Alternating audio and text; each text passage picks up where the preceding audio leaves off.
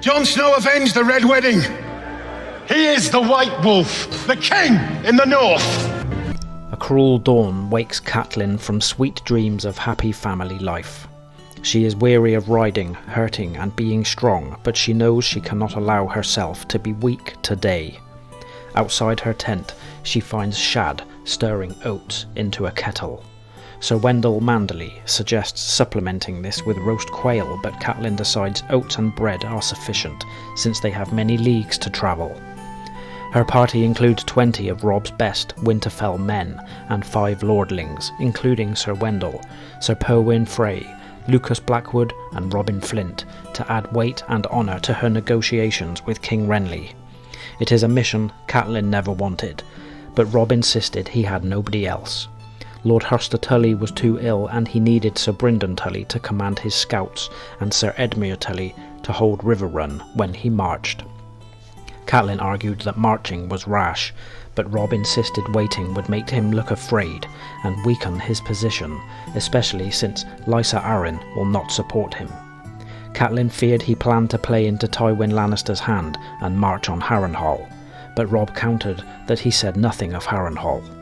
Catelyn smiles at the memory of Robb's obvious ploy of threatening to send Great Jon Umber in her place, given how ill-suited the Great Jon is to treat with a man like Renly. Before leaving, she wrote to Bran and Rickon and visited her father, but he mistook her for her mother. Half a day's ride from Renly's camp, they are spotted from a windmill and intercepted by Sir Colan of Greenpools with 20 men. When Catelyn announces herself as the envoy of the King in the North, Sir Colan insists that Renly is king of all the 7 kingdoms and escorts her to his camp at Bitterbridge, where the Rose Road meets the Mander. With nearly all the chivalry of the south behind them, Renly's camp is immense. Thousands of cook fires cloud the air, and a vast menagerie of banners fly from a veritable forest of staffs. Monstrous siege engines line the road, and tents and pavilions dot the landscape, and the whole place bustles with people. Everywhere Catelyn sees the golden rose of House Tyrell, and across the river, Renly and his Stormlords have raised their own standards. Catelyn recognises many of the sigils, but for each one she knows there are a dozen she does not, all assembled to make Renly a king. Passing through a line of pavilions, they come upon a tourney melee taking place beneath the battlements of a small castle. Less than a score of contestants remain ahorse, cheered on by hundreds of spectators. Since penetrating the crowd proves difficult, Sir Colan asks that Catelyn's escort wait while he presents her to the king.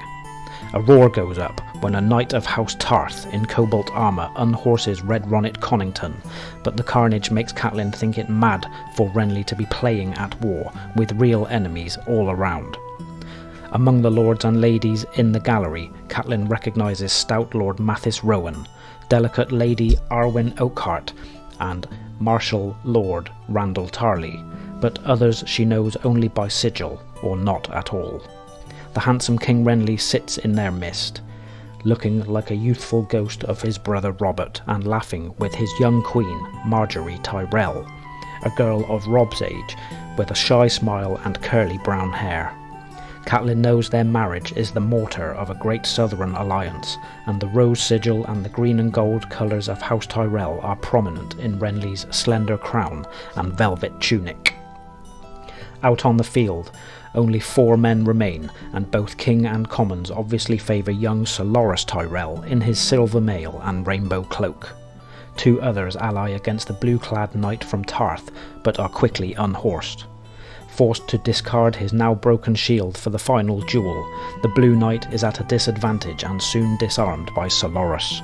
Yet as Loras prepares the final blow, the Blue Knight charges into it, grapples him to the ground, opens Tyrell's visor with a dirk to make him yield.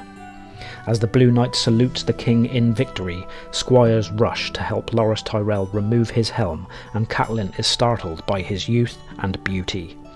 Renly then bids the champion to approach, and there are cries of Tarth and, oddly, a beauty, but most remain silent. Renly declares the Blue Knight to be all his father claimed, since Loras is rarely unhorsed, but Catelyn overhears accusations of trickery from the crowd. When she asks why the man in blue is so disliked, Sir Catelyn explains that the champion is no man, but Brienne of Tarth, the daughter of Lord Selwyn the Evenstar, who is often called Brienne the Beauty, though never to her face. King Renly officially declares Brienne the champion as the last mounted of 116 knights and offers her any reward within his power. Brienne asks to be made one of his 7 Rainbow Guard, and Renly agrees. It is only when Brienne removes her great helm that Catelyn understands Sir Colan's words. The only thing beautiful about Brienne are her girlish blue eyes. Her face is broad, coarse and freckled, with a large mouth full of crooked teeth, and a nose that has been broken more than once. Catelyn is filled with pity for the girl, yet Brienne looks anything but unfortunate when Renly fastens the rainbow cloak to her shoulders, and her face lights up with a smile as she proudly pledges to give her life for him. Sir Colan interjects to introduce Catelyn, though she needs to insist that Robb is king in the north as well as Lord as Winterfell. Renly looks surprised, but greets her warmly and introduces his queen, who offers condolences for her husband's death. Renly even swears to bring her Cersei Lannister's head when he takes King's Landing, but Catelyn replies that justice will be enough. Brienne of Tarth notes that Catelyn should kneel and refer to the king as Your Grace, but Catelyn insists they have more pressing matters to discuss. Some of Renly's lords bristle, but the king only laughs and asks when Robb plans to march on Harrenhal. Unsure whether Renly will be a friend or a foe, Catelyn only replies that she does not sit on the War Council. Renly asks about Jaime Lannister and, learning he is a prisoner, declares that the direwolf is gentler than the lion. Lord Randall Tarly pipes up that Robb should have come to pay homage in person, but Catelyn counters that her son is fighting a war, not playing at one. Renly grins and warns Lord Tarly that he is outmatched, and then offers Catelyn the use of his own pavilion, since he is guesting at Lord Laurent Caswell's castle, and invites her to the evening's farewell feast. Renly's pavilion is so massive and richly furnished that Catelyn understands why his host moves so slowly, and that evening she is seated between Mathis Rowan and Sir John Fossaway.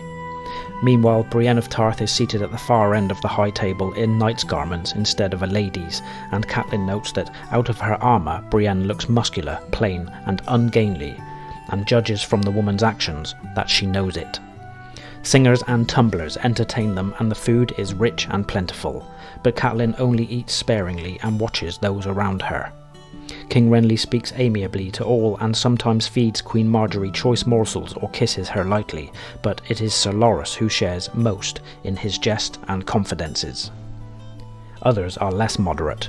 The brothers Joshua and Ilas Willem dispute who will be first over the walls of King's Landing. Lord Varner dandles a serving girl. Sir Guyard Morrigan sings a bad song about knotting lions' tails.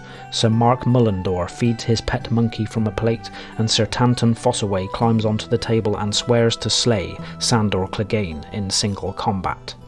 When a gold-dressed fool and a dwarf elicit gales of laughter by mocking Jaime and Tyrion Lannister, Lord Rowan remarks to Catelyn that Renly and his favourites are all very young. Seeing Lord Bryce Carron goad Sir Roba Royce into juggling daggers, Catelyn recalls that none of them are old enough to have seen war, so they think it is a game and believe themselves immortal. She tells Lord Rowan that war will make them old, as it did her generation, and says she pities them because they are the Knights of Summer and winter is coming. Brienne chimes in to disagree, saying, "Winter will never come for the likes of us. Should we die in battle, they will surely sing of us, and it's always summer in the songs. In the songs all knights are gallant, all maids are beautiful, and the sun is always shining." Catelyn knows that winter comes for everyone, as it did for her when Ned died, but King Renly saves her from having to say so by asking to take the air with him. Brienne wants to come along as well, but Renly insists another sword will make no difference in the midst of his own army. Brienne seems very hurt by the refusal. As they walk, Renly asks if Sir Barristan Selmy has joined Robb at Riverrun, When Catelyn seems puzzled, Renly tells her of Selmy's dismissal and his vow to serve the true king, adding that Brienne's position in the Rainbow Guard was meant for Selmy. Next, Renly explains that he offered Ned 100 swords to seize Joffrey but fled when refused, because he lacked the strength to act alone and feared Cersei meant to kill him after Robert died. He adds that he liked Ned well enough and knew him to be Robert's loyal friend, but Ned would not listen nor bend. Leading her out onto the roof, Renly shows Catelyn his army's countless campfires and asks how many fires burn around Riverrun. He guesses that Robb has 40,000 men at most, though Catelyn knows the real number is much lower. Renly declares that he has twice as many with him, and another 10,000 with Mace Tyrell at Highgarden, a strong garrison at Storm's End, and soon all the power of Dorne and his brother Stannis Baratheon on Dragonstone. Catelyn counters sharply that Renly seems to have forgotten that Stannis has the better claim. Renly replies that Stannis is respected and feared, but not loved, and would make an appalling king. Gesturing to his army, Renly declares that his claim is as good as Robert's ever was. Then he offers terms. Robb can rule in Winterfell and even go on calling himself the king in the north, but he must bend the knee to Renly as his overlord. When Catelyn asks the consequences of refusal, Renly insists he means to be king of a united realm, and reminds her that Torrhen Stark was wise to yield to Aegon I Targaryen, adding that if they join together, the war is as good as done. Just then, a messenger rides into the yard with news that Storm's End is under attack, although Sir Courtney Penrose defies the besiegers. When Renly protests that he would know if Lord Tywin had left Harrenhal, the messenger replies that these are no Lannisters. It's Lord Stannis at the gates, calling himself King Stannis. The Iron Throne is mine by right,